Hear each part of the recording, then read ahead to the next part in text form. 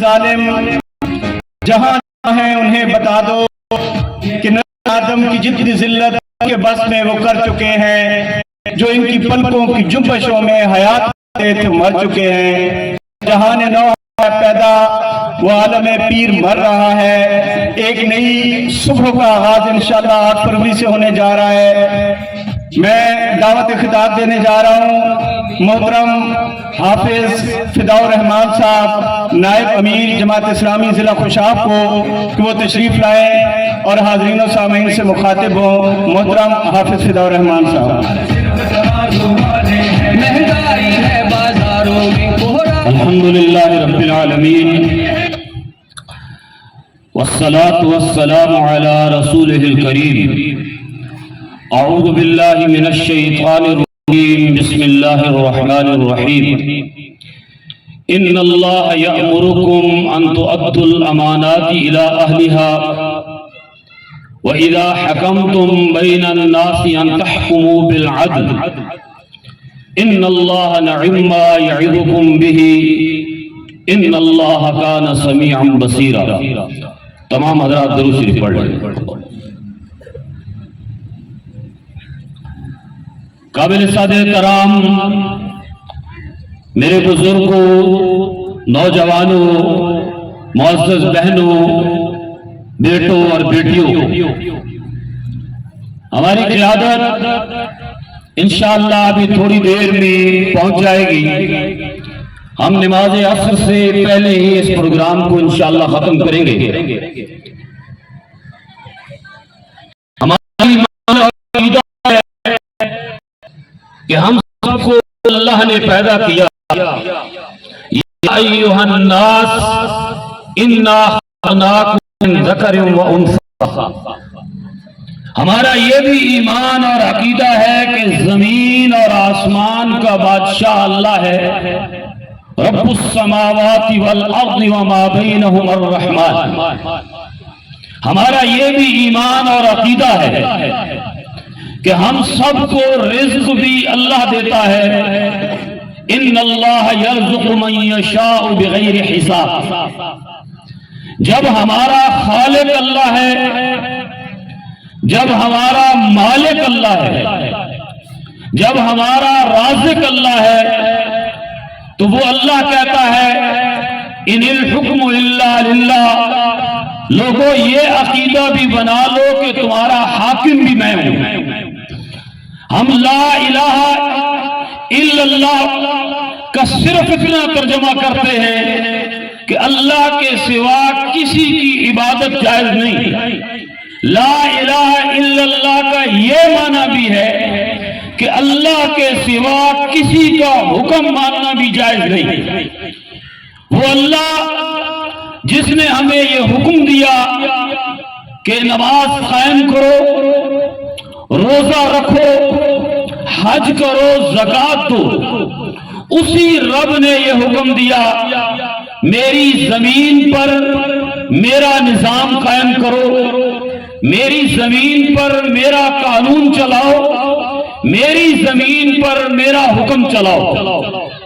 ان اقیموا الدین، اللہ نے حکم دیا ہے کہ میرے دین کو قائم کرو، اور دین کو قائم کرنے کا مطلب یہ ہے کہ قانون میرا ہوگا، نظام میرا ہوگا، حکم میرا ہوگا۔ اللہ گواہ ہے جماعت اسلامی کا اس کے علاوہ کوئی مقصد نہیں ہے، جماعت اسلامی کا اس کے علاوہ کوئی نصب العین نہیں ہے، جماعت اسلامی کا اس کے علاوہ کوئی مشن نہیں ہے۔ ہم صرف یہ چاہتے ہیں کہ اللہ کی زمین پر اللہ کا نظام آ جائے، اللہ کی زمین پر اللہ کا قانون آ جائے، اللہ کی زمین پر اللہ کا حکم آ جائے۔ لیکن اگر پورے پاکستان کی مسجدیں نمازیوں سے بھر جائیں اور ہر پاکستانی روزے دار بن جائے اور ہر پاکستانی حاجی نہیں الحاج بن جائے اور عورتیں ساری پردہ دار ہو جائیں اور مرد باریش ہو جائیں، یہ اللہ کا قانون نہیں ہے کہ اللہ کی زمین پہ اللہ کا قانون آ جائے، اللہ کا نظام آ جائے۔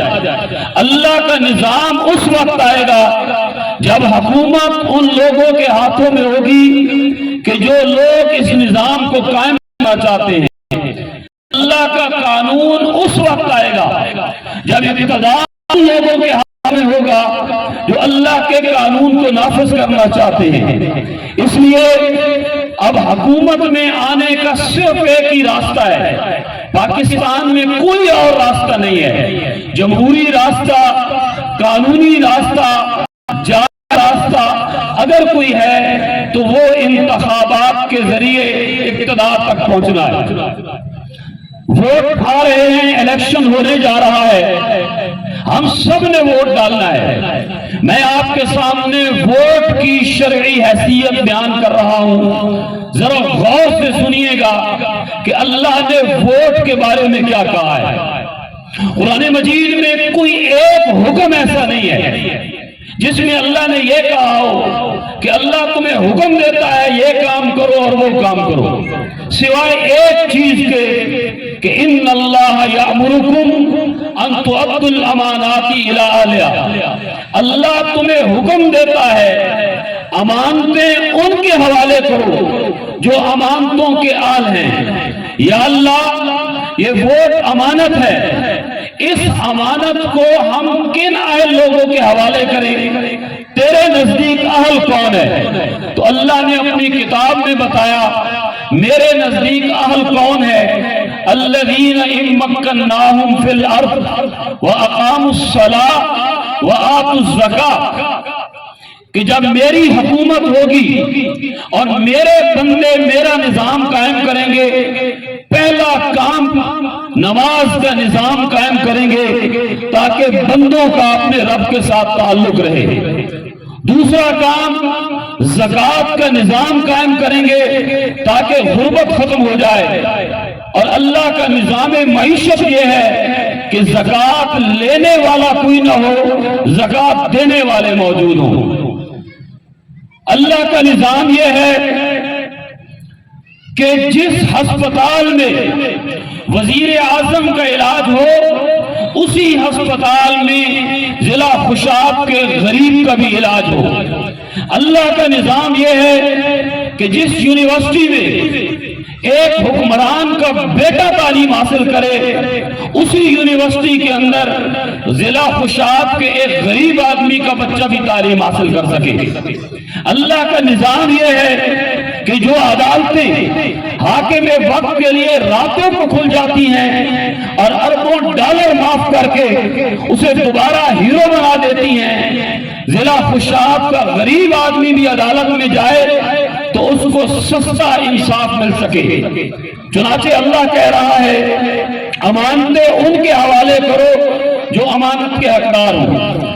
دوسری ووٹ کی شرعی حیثیت، ووٹ فیصلہ ہے، آپ نے کسی کے حق میں فیصلہ کرنا ہے، کسی کے خلاف فیصلہ کرنا ہے۔ میرے اللہ نے ایک رکوع میں 3 فتوے دیے ہیں، اللہ سے بڑا کوئی مفتی نہیں ہے، مفتی اعظم ہے۔ 3 فتوے سورہ مائدہ میں اللہ نے دیے جو تلاوت حاجی صاحب نے فرمائی، وَمَن لَّمْ يَحْكُم بِمَا أَنزَلَ اللَّهُ فَأُولَٰئِكَ هُمُ الْكَافِرُونَ وَمَن لَّمْ يَحْكُم بِمَا أَنزَلَ اللَّهُ فَأُولَٰئِكَ هُمُ الظَّالِمُونَ وَمَن لَّمْ يَحْكُم بِمَا أَنزَلَ اللَّهُ فَأُولَٰئِكَ هُمُ الْفَاسِقُونَ۔ تم گھر میں فیصلہ کرو، تم برادری میں فیصلہ کرو، تم عدالت میں فیصلہ کرو، جو فیصلہ اللہ کی کتاب کے مطابق نہیں کرے گا اللہ کے نزدیک وہ کافر ہے، اللہ کے نزدیک وہ ظالم ہے، اللہ کے نزدیک وہ فاسق ہے۔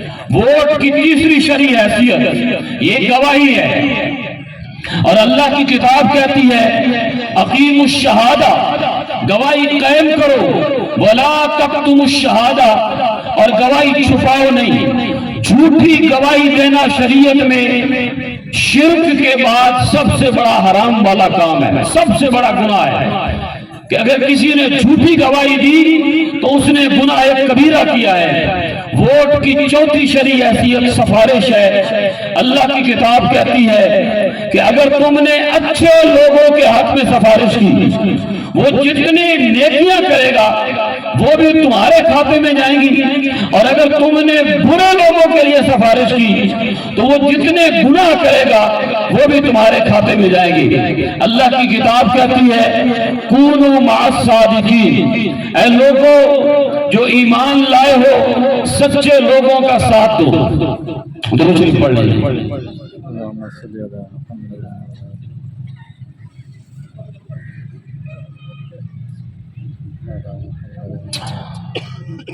ہم سب یزید کا نام سنتے ہیں، جانتے ہیں۔ اگر ہم میں سے کسی سے پوچھا جائے کہ آپ یزید کے بارے میں کیا کہتے ہیں تو ہم یزید پر لعن طعن کرتے ہیں، اسے فاسق و فاجر کہتے ہیں، اس کو گالی دی جاتی ہے۔ کسی آدمی کا نام یزید لے کے پکارا جائے وہ اس کو توہین سمجھتا ہے۔ کوئی باپ اپنے بیٹے کا نام یزید رکھنے کے لیے تیار نہیں ہے۔ آپ جانتے ہیں کہ یزید کا جرم کیا تھا؟ ہر بندہ صرف اتنا جانتا ہے کہ یزید کا جرم یہ تھا کہ اس نے امام حسین کو شہید کیا تھا رضی اللہ تعالیٰ عنہ۔ لیکن کبھی آپ نے یہ پوچھا، کبھی آپ نے یہ سنا کہ امام حسین نے یزید سے نفرت کیوں کی تھی؟ اگر میرا معیار یہ ہے کہ یزید نے حسین کو شہید کیا تو قیامت کی صبح تک جو ظالم فاسق فاجر حکمران ہوگا میں کبھی اس کو یزید نہیں سمجھوں گا۔ لیکن اگر میں اس بنیاد پہ یزید سے نفرت کرتا ہوں کہ حسین نے کس وجہ سے نفرت کی تو قیامت تک ہر وہ حکمران جو یزید کے راستے پہ چلے گا وہ ہمارے نزدیک یزید ہوگا۔ یزید کا اصل جرم یہ نہیں ہے کہ اس نے نواسہ رسول جگر گوشہ بطول سیدنا علی ابن ابی طالب کے بیٹے حضرت حسین کو شہید کیا۔ یزید کا اصل جرم یہ تھا جس کی وجہ سے حسین نے بغاوت کی کہ یزید غور سے سنیے گا، یزید نے کہا حکمران میں ہوں، قانون میرا چلے گا، بادشاہ میں ہوں، نظام میرا چلے گا، حاکم وقت میں ہوں، حکم میرا چلے گا۔ حسین کیا کہتے تھے؟ حسین کہتے تھے یزید زمین اللہ کی ہے، نظام اللہ کا چلے گا، زمین اللہ کی ہے، قانون اللہ کا چلے گا، زمین اللہ کی ہے، حکم اللہ کا چلے گا۔ اگر ہم حسینی ہیں تو فلسفہ حسینیت یہ ہے کہ وقت کا کوئی حکمران چاہے وہ مسلم لیگ سے ہو، چاہے وہ پیپلز پارٹی سے ہو، چاہے وہ کسی اور پارٹی سے ہو، اگر وہ مسلمان ہے اور وہ اللہ کے نظام کے مقابلے میں مغرب کا نظام چلاتا ہے، امریکہ کا نظام چلاتا ہے، یورپ کا نظام چلاتا ہے، ہمارے نزدیک وہ آج کے وقت کا یزید ہے۔ اور جو اس کا ساتھ دینے والے ہیں وہ یہ یاد رکھ لیں کہ وہ یزید کا ساتھ دے رہے ہیں۔ حسین اور یزید کی لڑائی ایک ووٹ پر تھی کہ حسین کو یزید نے کہا تھا اے حسین مجھے ووٹ دو۔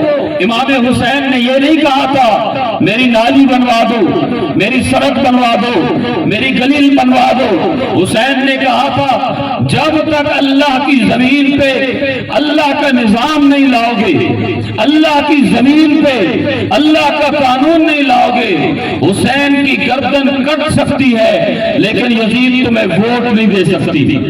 میں تمہیں کبھی ووٹ نہیں دوں گا۔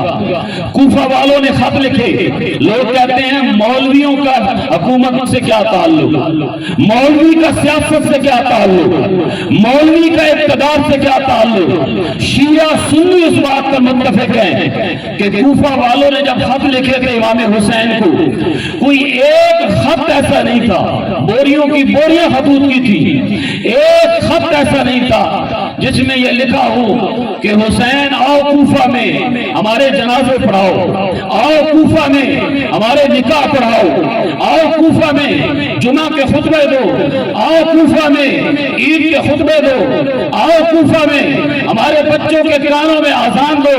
ہر خط کے اندر ایک جملہ لکھا ہوا تھا، حسین کوفہ میں آؤ تمہارے ہاتھ پہ بیعت کریں گے، حسین کوفہ میں آؤ تمہیں حکومت دیں گے، حسین کوفہ میں آؤ ہمارا سارا ووٹ تمہارے لیے ہے۔ اگر امام حسین اس کو محض دنیا داری سمجھتے، اس کو محض سیاست سمجھتے، اس کو شریعت سے ناجائز سمجھتے، امام حسین کبھی کوفہ نہ جاتے۔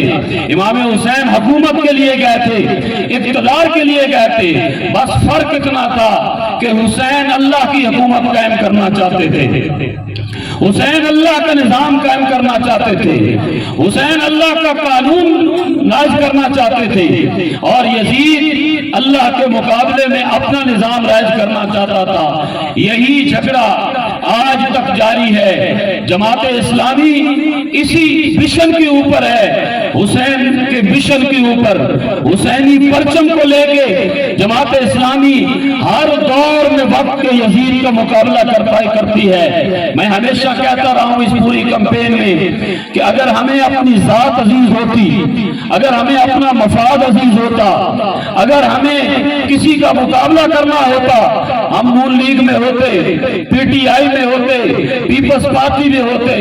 اللہ گواہ ہے ہم اپنی ذات کے لیے الیکشن نہیں لڑ رہے، ہم اپنے مفاد کے لیے الیکشن نہیں لڑ رہے۔ حکومت لینا جتنا پاکستان میں آسان ہے کسی ملک میں اور آسان نہیں ہے۔ آپ نے صرف بوٹ چاٹنے ہیں، حکومت پلیٹ میں